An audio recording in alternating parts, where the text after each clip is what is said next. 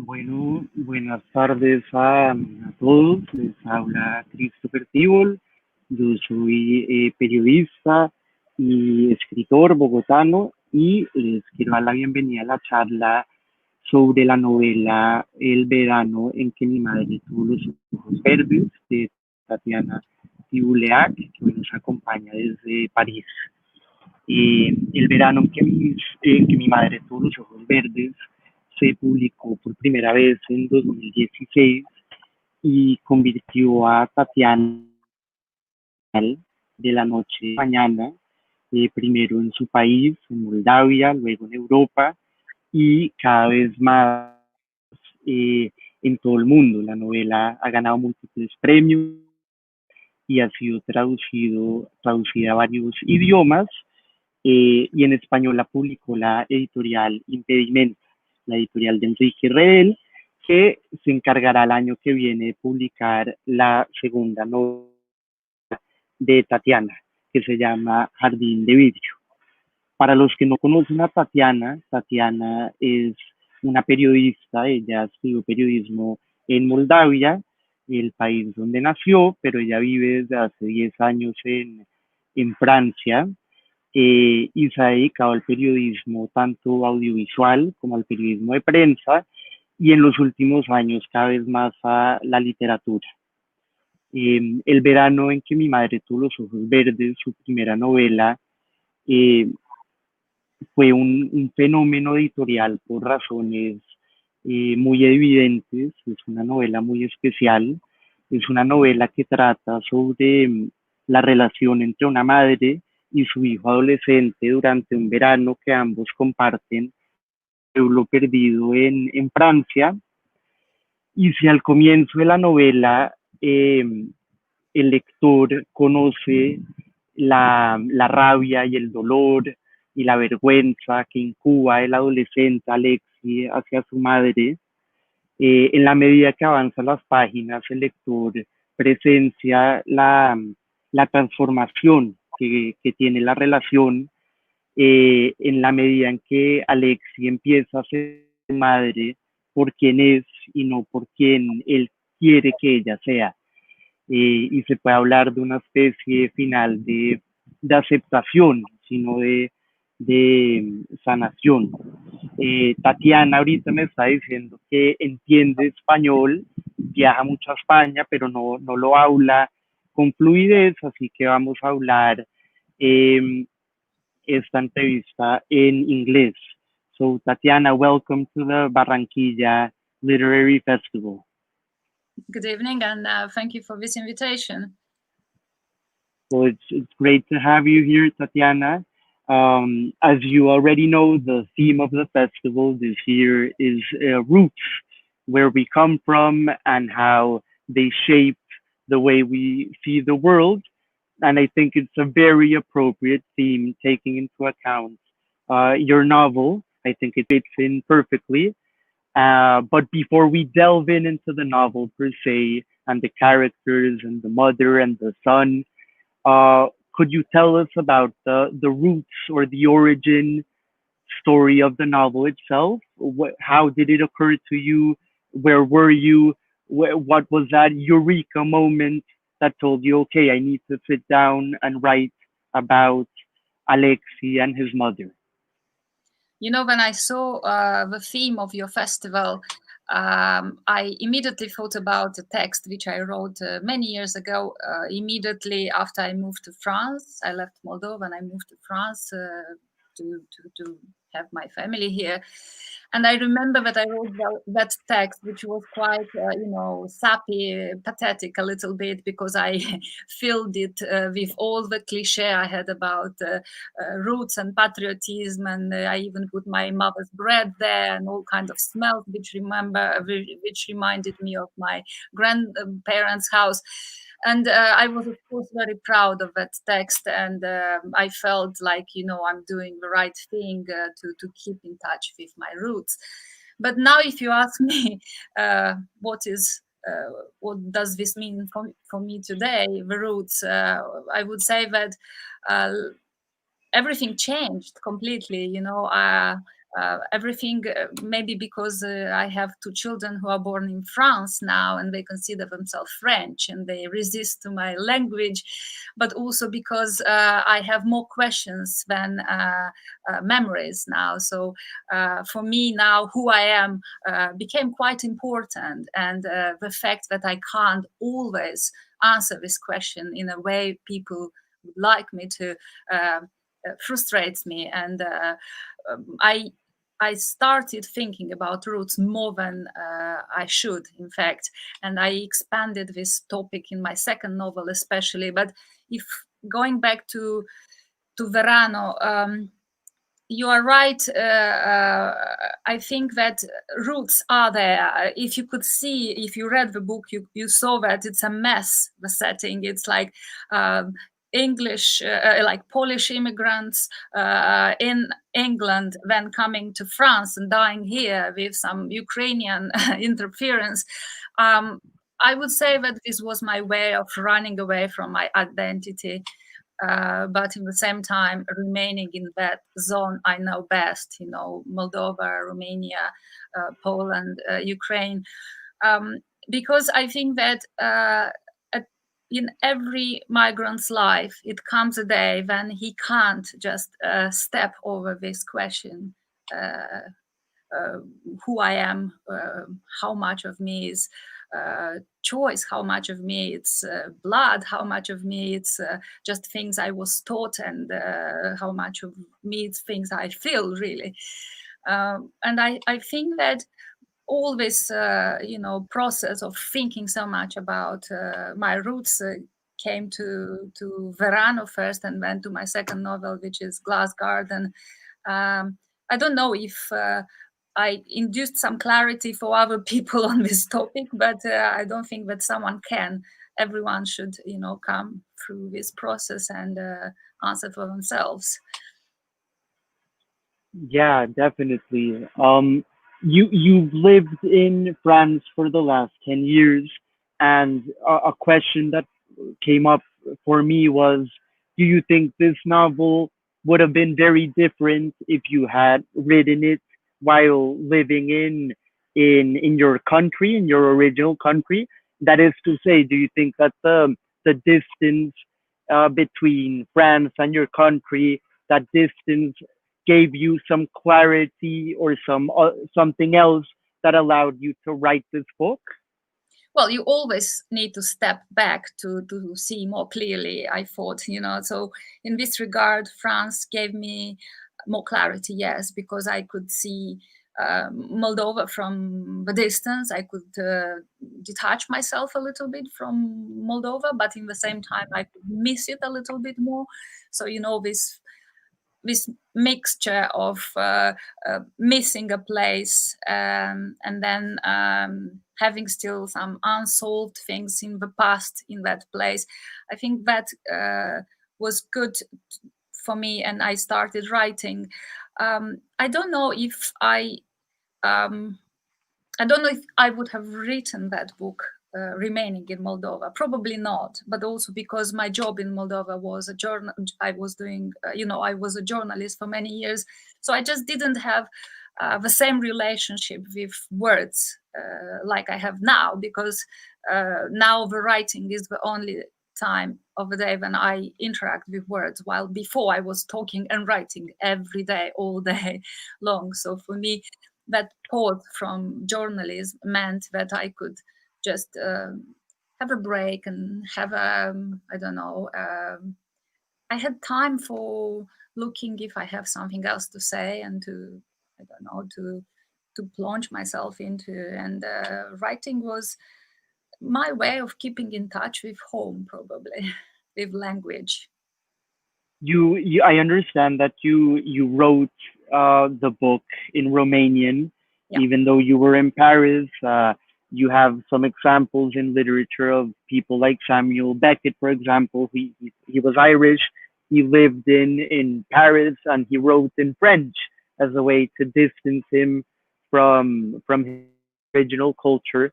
And I was wondering if that was a debate when you thought about writing the novel, if you thought maybe I should write this in French. I've been living here for a while, or you always knew that you wanted to write in Romanian? I didn't know, first of all, that I will start writing books. I never thought I will go there. For me, writing was linked more to the news, to the reportage, to the things which I can see and I can relate. I never thought that I will have courage or patience or calm.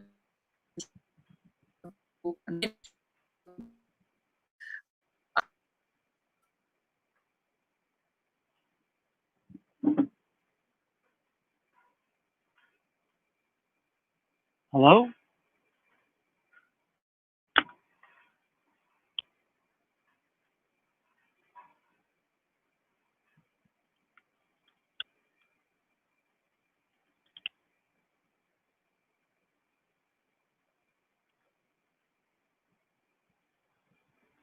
Cari,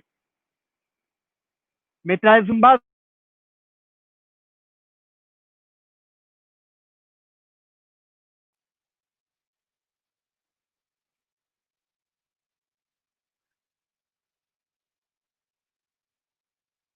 Bien, yo en la mitad pues le traigo la imagen a ella.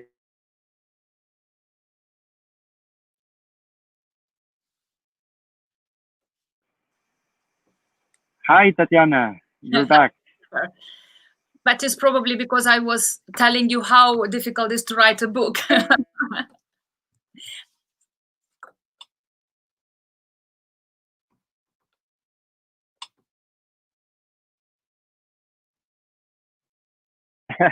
Yeah.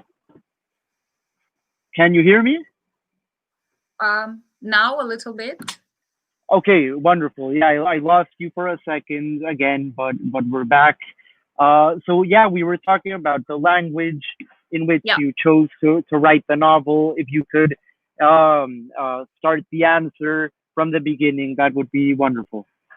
Yeah, so I think that I can work in different languages, and I do have to work sometimes in different languages. But when it comes to writing a story, it seems to me that my relationship with Romanian is the most honest, and that I don't have to, I don't know, to think twice, or I don't have to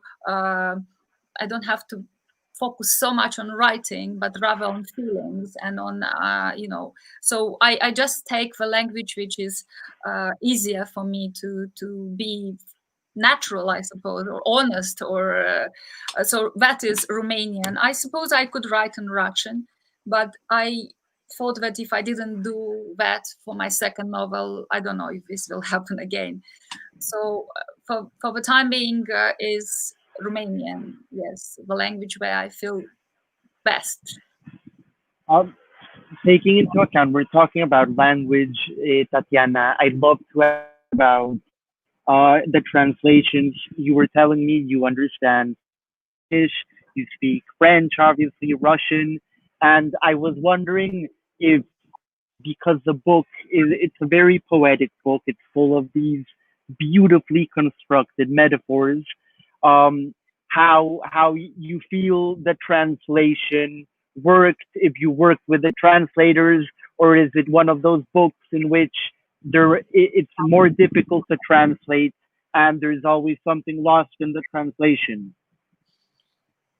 I think that as we were talking a little bit before this session, you hated or you loved this book. So I think that I was very lucky with the translators, because only those who loved the book asked me if they can translate it. So in Spanish, I was extremely lucky to have an enthusiast and a wonderful translator, Marianne Osho de Ribe, which I think did absolutely a fantastic job. It's a little bit pity to call it a job, because it can't be just a job. She just fell in love with the book, and she gave the book a second life in Spanish. So that's why I'm going in Spain with I know always that we will have interesting discussions with people who come for these meetings, because they all come because they loved the writing, but they also loved the translation, because it's this connection, it comes through the language as well,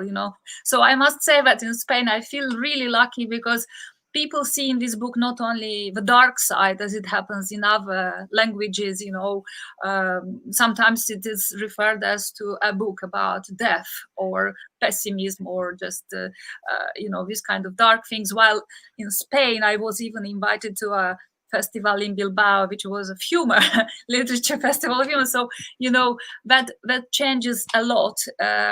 And yes, I do work with translators, and I'm very grateful for all of them because they not only read but they have to understand, and then decode.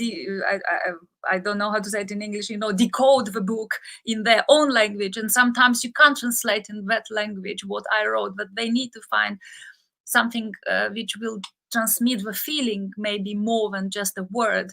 So every time I'm having this kind of questions from translators, I'm grateful for them. And do you hear me? I think you lost me again.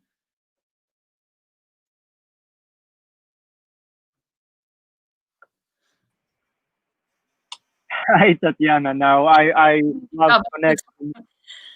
Yeah, we're having a bit of a connection problem, but okay, we're back.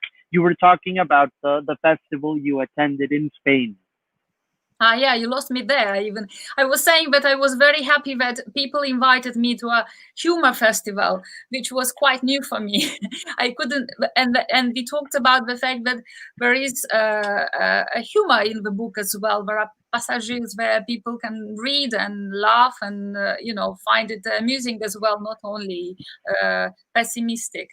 It was a very funny situation with my editor in Norway, because the book is coming now in Norway these days. So she said, "Oh, I think that Norwegians will love this happy book for Christmas." And I laughed because, that niche I didn't explore yet. It was called in different ways, but never happy book. But now maybe, I will be lucky in Norway. Maybe it's going to be a little happy book. Yeah, I mean, the humor in the book is definitely one of the highlights. And I wanted to ask you a bit about that. About uh, when I often read novels that make me laugh, it's usually the authors aren't trying to be funny explicitly. They're often a bit cynical, a bit dark. I'm thinking about Catcher in the Rye. I'm thinking about John Kennedy Toole and his Conferency of Dunces.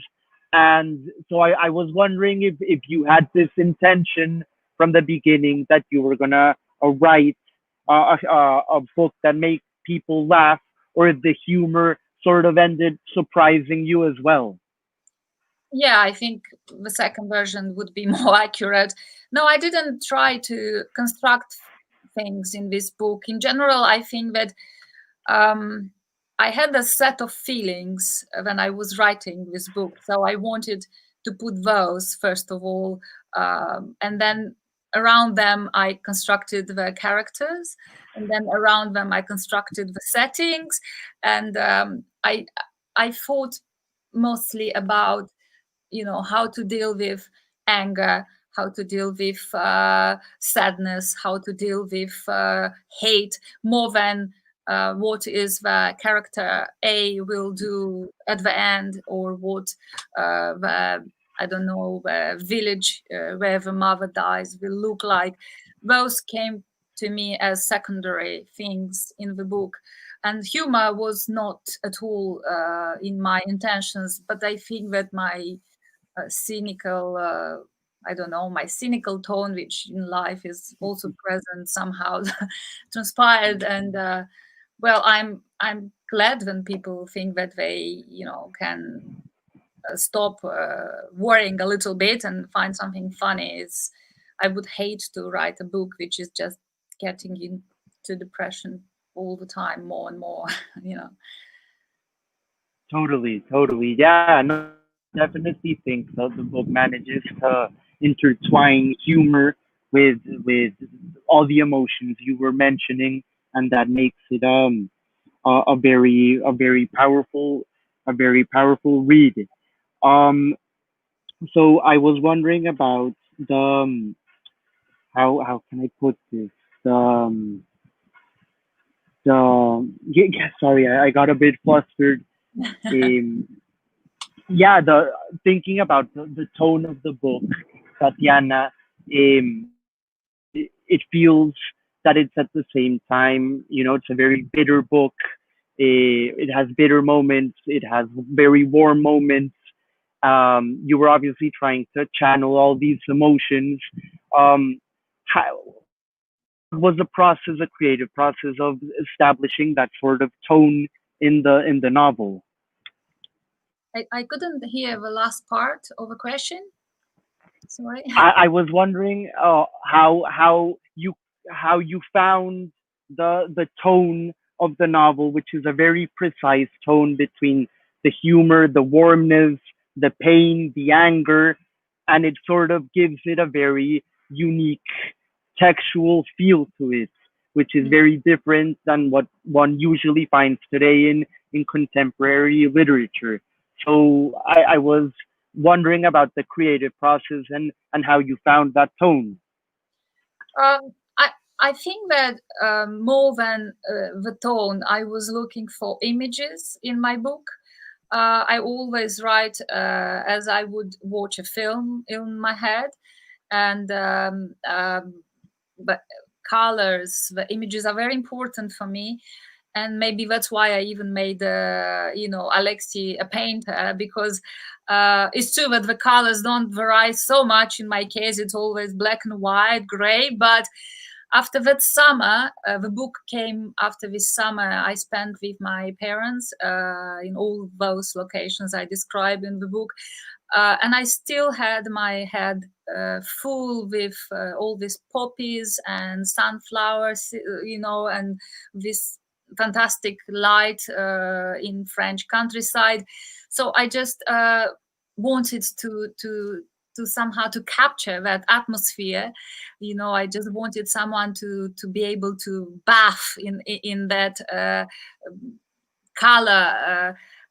And I think that when I was writing, I was trying to do it as fast as possible, not to lose one of his scenes. I wanted that summer to be like in a April bed, that book to be like a capsule for this summer.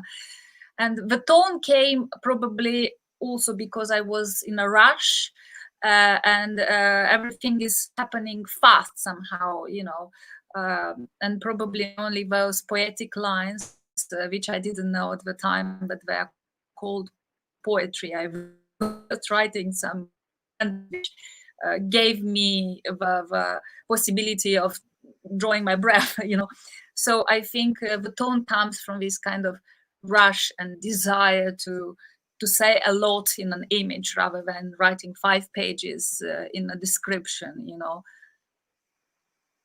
It's fascinating that you're saying that the book you wrote it relatively fast because it feels like a very finished product. It feels very well crafted. How long did it take you to write the book? Well, I have a friend. He's a very famous writer. He told me never to say how long does it take you to write. Oh, But I already said it many times, and I'm not ashamed to say it because after that, it's never happened again. So this book was written in 2 months, basically, because I was wow. writing, 8, 9, 10 hours a day. I was only doing that, and it didn't feel difficult at the time. And it's not very long book either. But then the second novel, then I thought is going to be okay, maybe not 2 months, but half a year. It didn't happen like that. It was much more difficult, and I have to come back and I have to take out things. While for the first novel, for Verano, I didn't really take out things. I just finished it and sent it. And I think that it's very good to write when you are not aware of how writing is. When it's just first time, things are much easier, because now I didn't write anything almost for 2 years, because everything I'm writing doesn't seem good enough and doesn't pleases me, and I think it's superficial, and I think, so I don't, I'm afraid to say this word inspiration, because now it's not a very popular word. But in the same time, I think that there are moments when you can just write and when you can't write, or so yeah, that was a book which happened, but not everything happens like this one. Yeah, often it's said that the second is always harder than the first because everyone has that first book in them, and then it's a upscale battle from there. Um, Taking into account what you just said, that it took you 2 months, and also what you were saying before about emotions, the anger, the sadness, the hate you were trying to portray, I think a lot of people reading the book think, okay, this is an author who's talking about their relationship with their mother directly. This is about a cathartic experience of letting go of all those emotions. Um, but while I was doing a bit of research for this interview, I came across an interview in which you said that the mother, the character, isn't based in your mother at all, and that it is the kind of their figure came from somewhere else. And um, maybe you could shed some light about that, about how you came to construct this mother figure and why you chose the mother son relationship to be at the core of your first novel. Well, thank you very much for not asking me directly whether I hate my mother or not. I answered this question for so many times in the last 3 years that sometimes I feel it's easier for me to invent a story like that and say, yes, I hate my mom. It was a trauma, and that's it. Well, this is happening also because people immediately place me or in mother's role or in Alexis' role, so, but I'm not, I'm neither, or in the same time I'm both, and not only those two, I'm also grandmother sometimes, I'm even Moira sometimes. They say that an author cannot completely escape his characters. You leave anything, you leave something from you anyway in all your characters. But I didn't really, as I said, I didn't want to make a character even more an autobiographical character. I just had certain things, and I needed certain characters to place those things, um, so I'm in all of the characters a little bit, but probably the core of the book was built on my own relationship with my son, whose name is Alexander, and I made it Alexi, because as a mother, I have some fears, the fact that I'm not a good enough mother. As a daughter, I had some questions that whether my parents were good enough parents.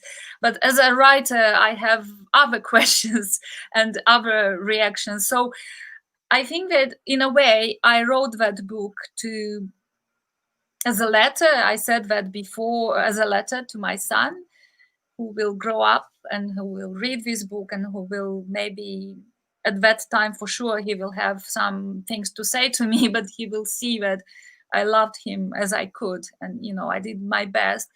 But in the same time, I wanted my father to read this book, because in my own relationship, the balance was not always, was never the mother, but mostly the father. So then probably when you have a story which you are, I don't know, which you have, and you're taking it everywhere you go in life, you probably find a moment when you want to say it, and then it doesn't matter the form you're saying it. It's just a story, and you know exactly the person who will listen to it, and then you just find a way. So for me, it was this book. I wanted just to say several things, and I did it in that book. Tatiana, I'm going to ask you a question that probably you've received hundreds of times as well, but I think it makes me very curious. Why did you choose to write Alexi as a male character and not a female? Is it something that you knew from the start? Was it part of the creative process? Why is he a teenage boy and not a teenage girl? First time when I was given asked this question, I was somehow surprised because I didn't think about this when I was writing, and I wrote at least, I don't know, 17 chapters. Then I understood that my voice, because I never write in the order the book appears. I can start from the end and then another chapter, and then I just put it. So when I was constructing the voice of this narrator, I didn't made it in purpose, so it's a man. But when I understood it's a male voice, I liked it and I felt very comfortable like that. So I thought that if I will change it, it will be just something missing. I liked this role, and I thought that talking from that perspective, I could say some things better. And when I launched that book in Moldova first, my mom was there in the first row, of invitee, and I started reading this book, the first phrase of the book, and I understood that I can't really do it in front of my mother because she was there, with her eyes looking at me, and Yeah. even she knew it's not about her, but she had that funny face, and I knew that everyone thinks that this is her. She's the small, ugly, and bad mother. And then I think if I would be a woman who speaks that would be even more, I don't know, it would be more difficult for me to continue writing some of the things. So, but I got my revenge in my second novel, which is full with female characters. I only have two male, and one of them is already very old. So I think that this voice, uh, which you are talking about, disappeared completely in the second one. So I just wanted to show everyone that I can write as a woman as well, not as a man. I think that the story chooses the narrator, and this story, decided it's a male voice.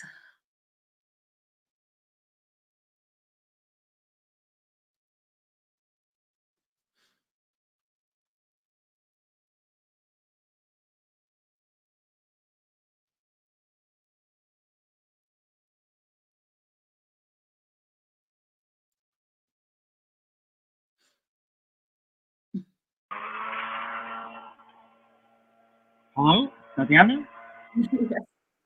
Hi. We had some issues again. But so you were talking about you got your revenge in your second novel. Yes, because it's full with female characters, and it's a very strong female voice. So everyone who asks themselves, why do I write, with this male voice in the first novel, will be happy in the second novel, where they will see all this kind of, it's a really um, a full circle of female voices there. Tatiana, and thinking about the mother, and you were talking about the reaction of your mother to the novel. If you could talk a little bit about the reaction in your country and the reaction to, you're presenting a different type of female figure. She's an eccentric mother, a bit erratic mother. How men, but particular maybe women, how they related to the character. I always answer at this question with, I'm happy to answer this question because um, I understood that to a certain extent, this is the situation also in Spain. Um, in my country, this the whole myth of maternity, the icon of maternity is very strong still, and women should always relate to this maternity issue with a lot of seriousity.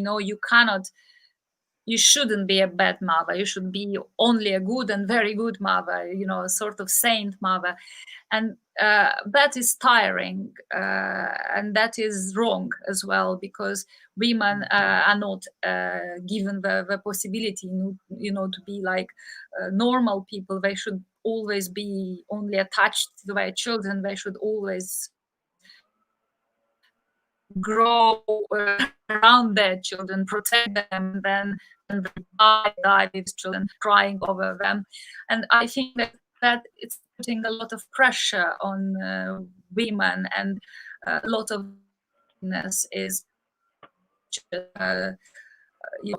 from generation to generation, just because when you are expected to be all the time only a mother, it's difficult for you to love yourself as well. And then if you don't love yourself, it's even more difficult to pass this love to your children. So that I wanted to somehow to bust this myth of maternidad, as in Spain is called. I wanted to show that this mother, it wasn't a bad mother because she chose so, but it was a bad mother maybe for Alexei because she wasn't loved enough. She was not loved as a wife. She was not loved as a woman in general.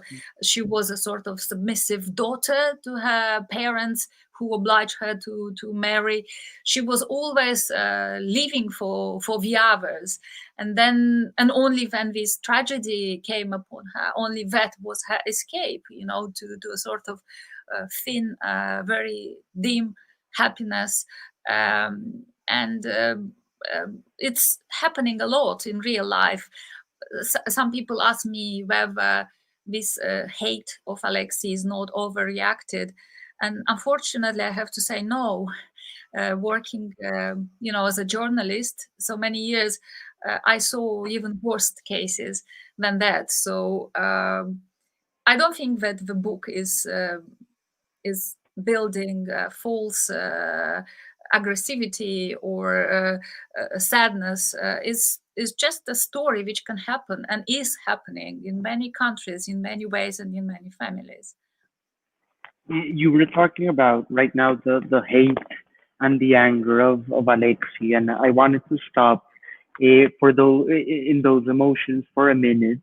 There's a great Colombian writer called Giuseppe Caputo who wrote a first novel called An Orphan World, in which he sort of creates this aesthetic of violence, and he kind of understands violence as a creative force that can lead to a way of beauty. It can create beauty as well. And while reading your novel, I was thinking of this aesthetic of violence and related to your book, but not necessarily to violence, but to the idea, of how can rage, anger, hate, all the what's boiling inside Alexi, how that can, in a sense, become beauty or motivate. It can become a creative drive and motivate beauty. And so, in a sense, the beauty of the book can be intimately, like it can be very intimate with the strong emotions he's feeling. And I was wondering if you thought that made any sense. Uh, If you mean violence versus creation no, of beauty, no.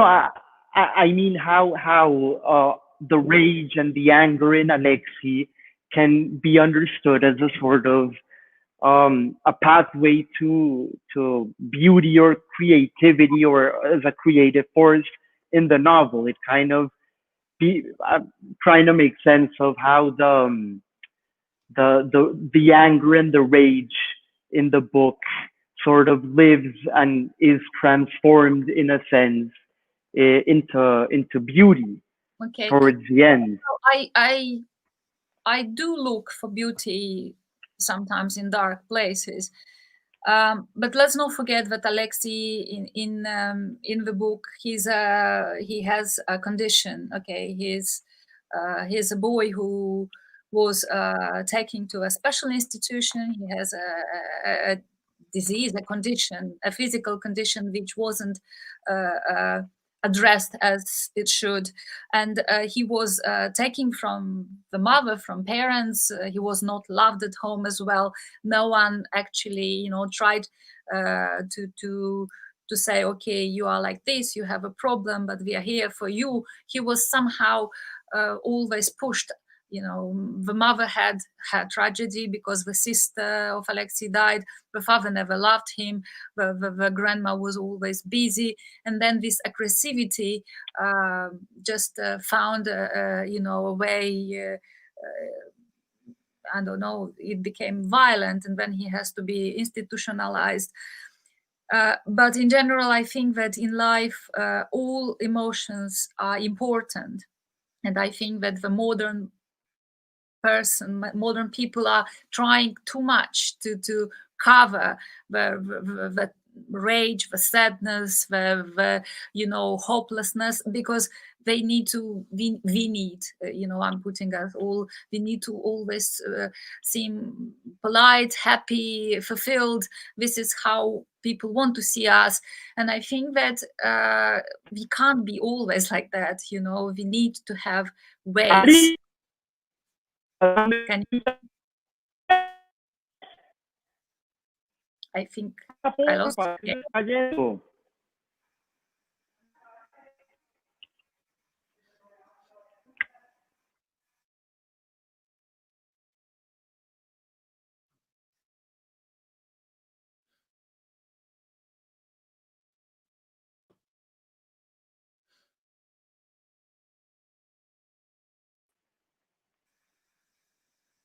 Hi, Tatiana. So you were talking about the modern person and this idea of trying too much. Of trying too much to be happy all the time at any cost. And I think that, as I said before, I think that we need a wider range of feelings and of emotions and of states. A person cannot be always happy or always, immune to things happening around him. And I think that we need to find ways of getting rid of our emotions, of course, without hurting the others. It can be art, but it can be also talking to each other, or Alexei, is a very good example of what's happening lots today around us.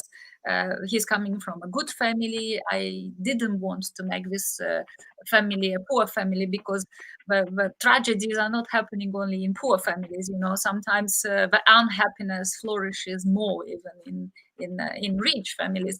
So he was a well-off boy, but what he lacked in general was the love and the understanding of the people around him.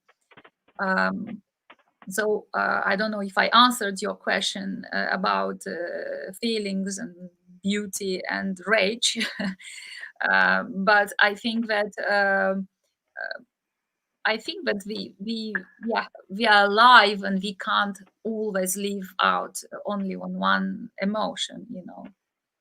Yeah, I completely agree. And obviously, trying to be happy all the time can be counterproductive and not healthy. And you were talking about how Alexei, he in the book eventually becomes a painter, and the description you do of some of his works, they're very special. I found them very moving. Um, could you talk to us about your relationship with art? Why did you choose art and plastic arts as a channel of expression for Alexei instead of poetry or filmmaking? What in particular about the pictoric art um, resonated with you and Alexei? I think I said a little bit earlier about this explosion of colors I had in my head when I was writing this book, and I felt that maybe by making Alexei a painter, uh, it will be easier for me to talk about some of those things in a different way, because I'm quite bored in books where people are describing, a street or a sunny day or a rain for like 5 pages. So I thought that maybe it will be enough for me to make a sort of painting through Alex's eyes, and that will be better, like these photos you are inserting. I don't know if I did enough or not, but the fact that this book is being put into theater plays already, 2 in Romania, and now I think there is a request from Spain as well, and in Germany, I think. So this makes me feel that I did something right, because lots of people are reading the book as a film. They also follow these pictures when they read it. So probably I just wanted to make him a painter because I also like art. I like going to to galleries. I have good friends who are painting, and I think that one of my secret dreams is that someone will make one day some paintings based on that book. Yes, I already talked to some illustrators who expressed their interest, so I would be very curious to see how did they see it. Okay. Tatiana, we started to get some questions from people in the audience. So the first one is from Stephanie, and she would like to know what is the relationship between the people of Moldova with literature, if they read a lot, if they don't read a lot, and what are you reading right now, and what do you recommend? I can't say that Moldova is a small country, first of all. I can't say that people are reading a lot, but I can't say that people are not reading at all. I think we have quite, a lot of good writers, poets and prose on the same side. From Moldova, and some of them are being translated to other languages, not as much as we would like and we would dream of course, but there is a vibrant literature in Moldova. I don't like to divide the literature from Moldova and literature from Romania. For me, the writers who are writing in Romanian are part of Romanian literature, even if Moldova is a separate country at the moment, but they also write in Romanian, so for me, this is a common literature. What do I read now? I'm actually quite interested in South American literature as well. Maybe because I should have been in that part of the world these days, but because of coronavirus, everything is finished. I also read. What did I read last? I think. Let me just think about one title, which was last. I don't know. Maybe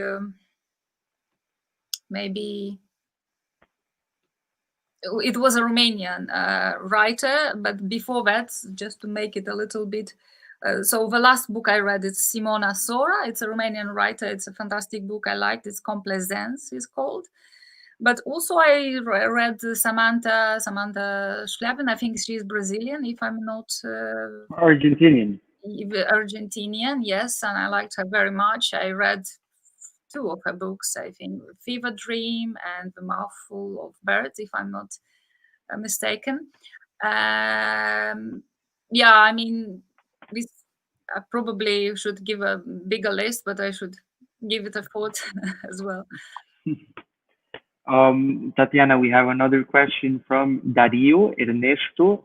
He wants to know what's your opinion, your general opinion of Moldovan and Romanian literature, and he, in particular, relating to figures like Cartarescu.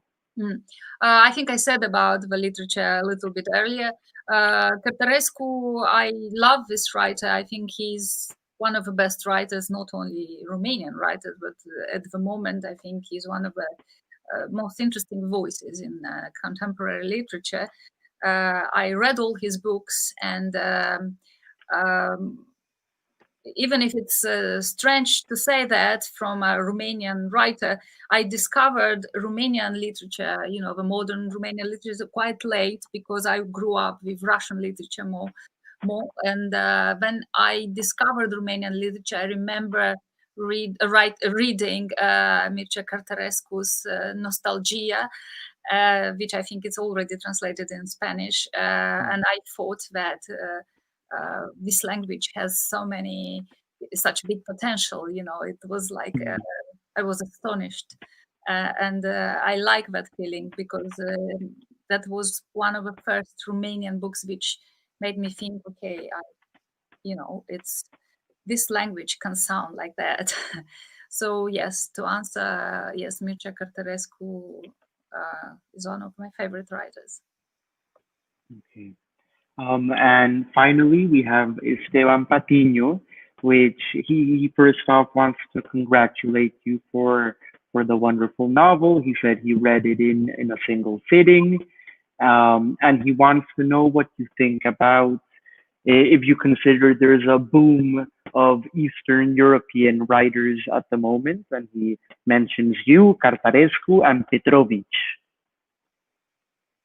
I don't know if it's a boom of Eastern European writers. I would be happy to, if it would be like that. Maybe I'm looking from another angle, and I see that that literature is not as well represented as it should be. Because if I'm going to a Paris, bookshop, if I want a book written in, I don't know, I'm not even saying Moldova, let's say Romania or Ukraine or Poland, it would be probably somewhere very low on the shelf, and the book, the librarian should think twice and check in the system whether the title is here or it needs to be ordered. While if you put Eastern European as in Russia, of course, the situation is completely different, because you will have free shelves and you will have different editions of Russian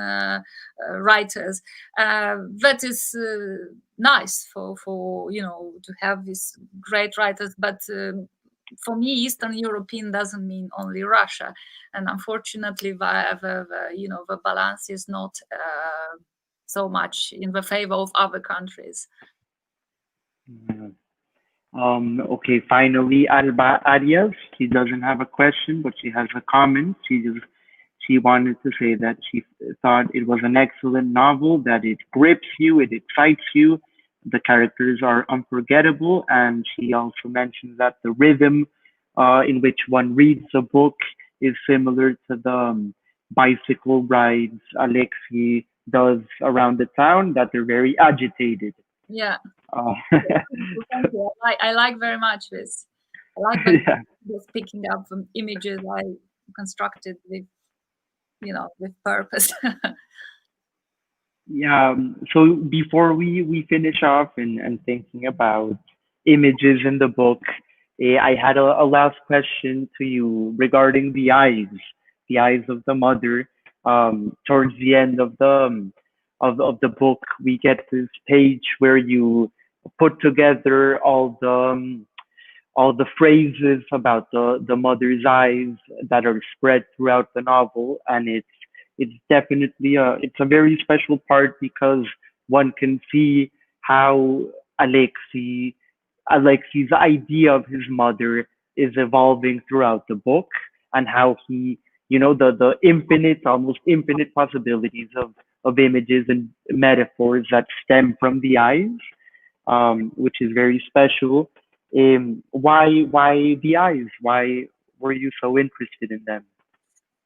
Well, I suppose that in my family, the eyes were always something, I can't say important, because it's not the place, but when we are talking about a person, we would always mention his eyes. My grandmother was always like that. She could say that, met that woman and, well, what eyes she has. Or my father would always say that, did you see the eyes of this man? He seems good or bad or not intelligent. Or so I think that if I'm looking back into my family, even back to my grandparents, for some reason the eyes were always present in our descriptions of everything. Even we would look at the eyes of a pigeon as well. We would always find eyes in everywhere. So I think that the eyes is first thing I'm looking at the person, and the eyes are the last thing I will mention in a discussion about something. So I think that came without me thinking too much. I could have chosen something else, but eyes is a sort of, it's a more than an organ. It's not like, I think it's very important. It's the first connection with a person, and it's like a mirror, and you can learn a lot only from a glimpse. So that's why I put the eyes, I think. Well, thank you, Tatiana, so much. We look forward in Colombia to Jardín de Vidrio, your second novel, which comes out next year. And thank you very much for joining us in the Barranquilla Literary Festival. Thank you very much, and it was a pleasure to talk. And hopefully, the Zoom will change to real visits, and then we can talk looking into the eyes. Exactly. That would be wonderful. Thank you. Okay. Bye.